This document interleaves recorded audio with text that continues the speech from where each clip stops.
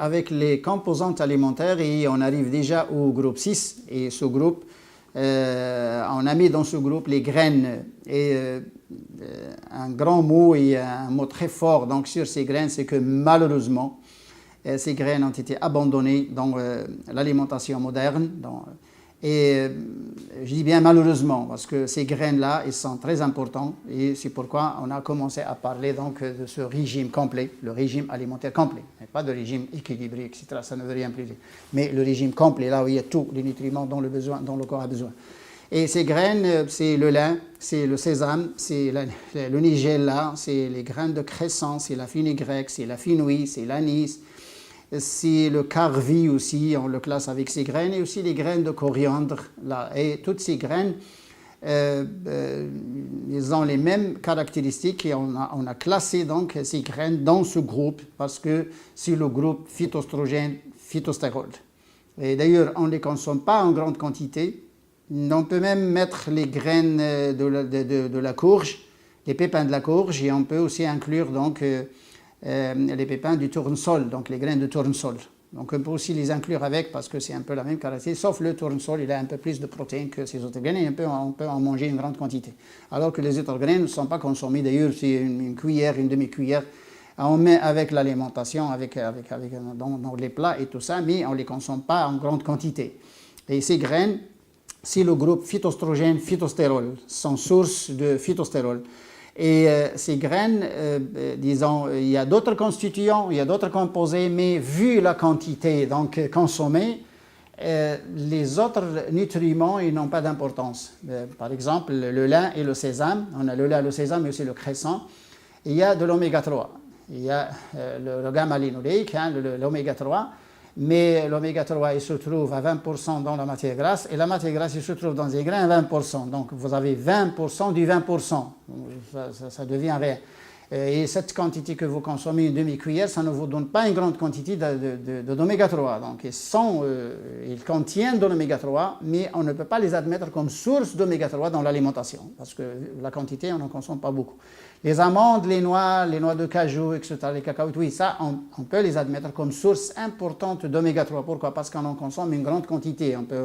On peut consommer jusqu'à 100 grammes d'amandes, de noix, etc. Donc la quantité qu'on consomme, donc, elle apporte quelques 4-5 grammes d'oméga 3 facilement donc, au corps. Alors que le lin, le sésame et tout ça, même s'il contient de l'oméga 3, ce n'est pas une source d'oméga 3. On ne peut pas l'admettre avec les sources d'oméga 3. Enfin, bien qu'il contient quand même une bonne quantité.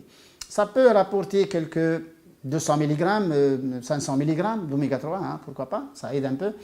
Et les flaxseeds, en anglais les flaxseeds, hein, le lin, il a une qualité de fibre très importante et il est riche aussi en calcium, comme le sésame. Le sésame, il contient du calcium. Ils sont riches en minéraux, ils sont riches en vitamines, notamment le tocopherol, la vitamine E et tout ça, mais ce n'est pas important comme nutriment parce qu'on n'en consomme pas une grande quantité.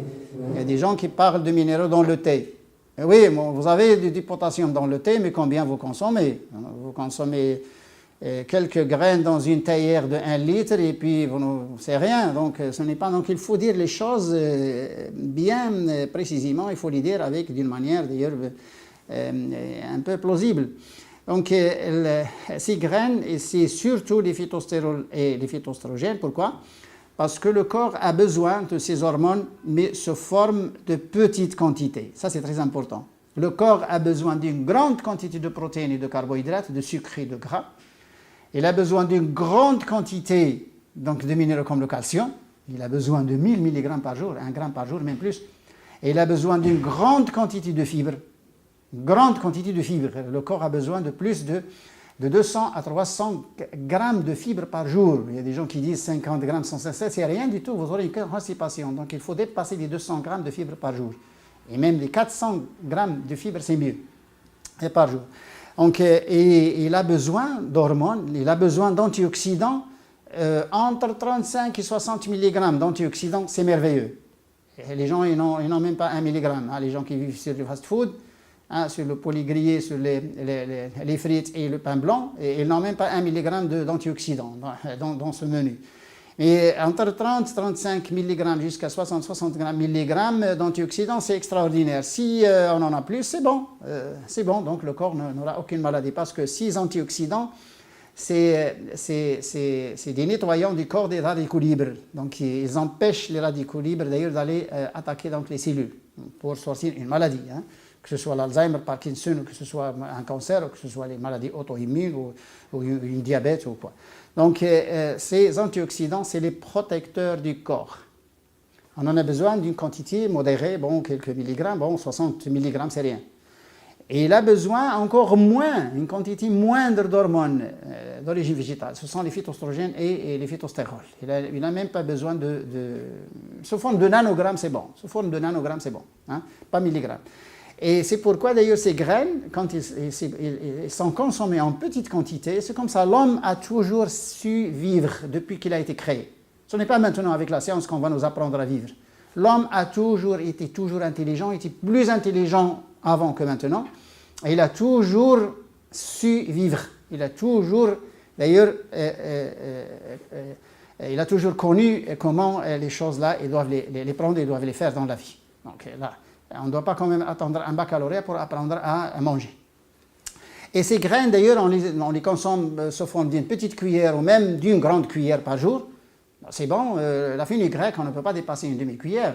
Et puis le cresson ne peut pas dépasser une demi-cuillère. Donc c'est très fort, le cresson ne peut pas.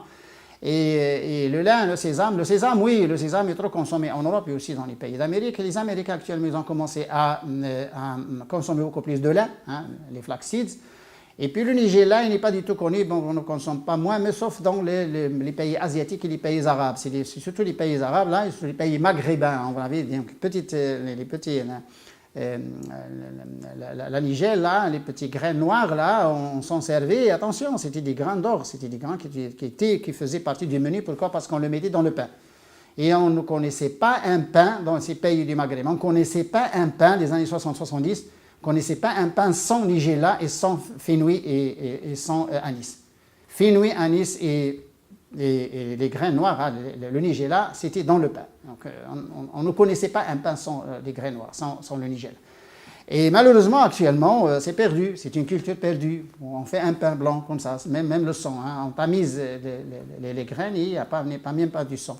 Donc, phytoestrogène, phytostérol, cette petite quantité qu'on consomme par jour dans des 6 grammes, elle apporte largement la quantité requise par le corps, à condition qu'il soit consommé par jour, journalièrement.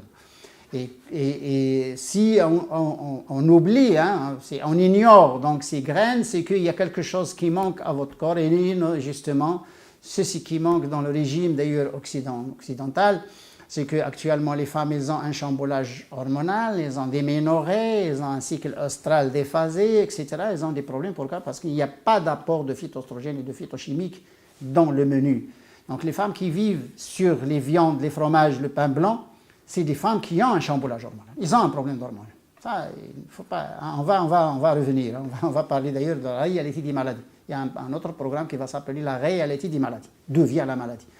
Mais sinon, ces graines, ils doivent faire partie du menu, doivent faire partie de l'alimentation humaine et c'est très important comme composante alimentaire. C'est une composante très importante, donc tout comme les protéines, comme les sucres, comme les glucides, comme les lipides et comme les fibres, comme les vitamines, comme les minéraux. Donc c'est une composante importante, malheureusement ils sont oubliés, alors que l'espace maghrébin, c'était connu, il est encore connu, hein, pourquoi pas, hein, c'était connu par la consommation de ces graines.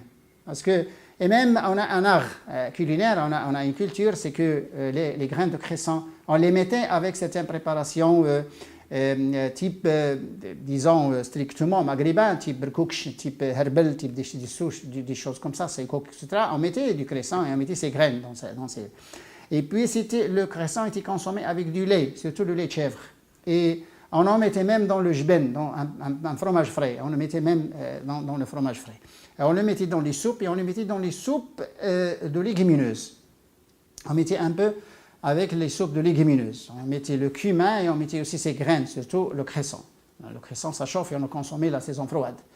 Et la fenugrec, elle est consommée dans le monde et cette fenugrec s'appelle en arabe helba et on l'appelle helba. Pourquoi? Parce qu'elle augmente le lait chez la femme. Il stimule la production de lait chez la femme.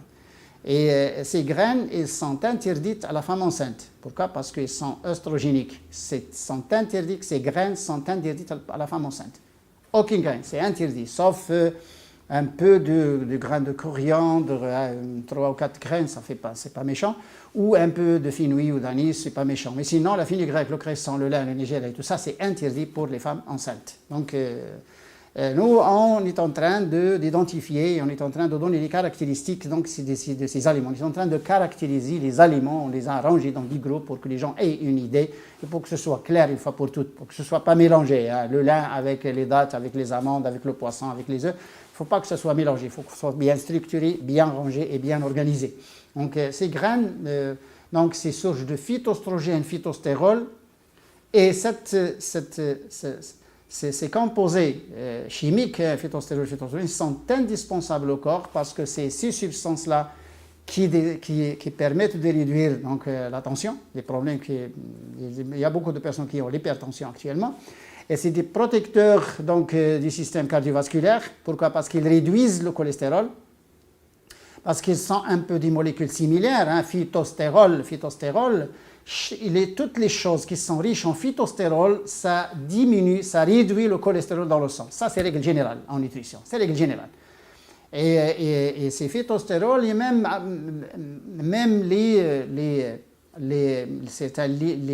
la lignée, même les fibres, parce qu'il y a des phytoestrogènes qui ont une nature qui se classe avec les fibres alimentaires, bien sûr. Le sang de blé, il y a la lignine qui se transforme en lignane, et lignane en entérolactone, en entérodiol dans le sein, et ça inhibe le cancer de sein. Et ces graines sont très importantes en nutrition et c'est une composante à ne pas oublier, c'est une composante qui doit faire partie donc, de ce régime complet dont on est en train de construire. Hein. On est en train de parler de ce régime complet d'ailleurs qui va aider beaucoup de personnes, que ce soit les malades ou que ce soit les personnes encore saines qui n'ont pas de maladie. Et il ne faut pas oublier ces graines parce que il y a des substances qui diffèrent. Bon, comme j'ai dit, chaque végétal a son secret. Hein. Vous avez la sésamine et la sésamoline dans le sésame, et vous avez même certains, on a la nigéline, on a certains quinones aussi, et on a beaucoup de flavonoïdes dans le nigella, et on a le cresson, il y a un gel, le cresson, une forme, un gel, il y a l'acide uricique dans le cresson, attention, il y a l'acide uricique, et l'acide uricique, ça détruit le sélénium. Donc les gens qui ont des problèmes de thyroïde, il vaut mieux disons qu'ils ne s'approchent pas du cresson, qu'ils ne mangent pas du cresson. Et le cresson, il a un gel, et c'est ce gel-là, c'est ce mucilage qui permet de nettoyer le gros intestin, donc, parce qu'il colle à des saletés qui sont dans les villosités et il détache donc, les saletés donc, de l'intestin. C'est des grains qui sont très importants, mais malheureusement, ils ont été ignorés, surtout dans le régime moderne, et il faut que les gens reviennent à ces graines. Donc, à un autre épisode, Inch'Allah. Au revoir.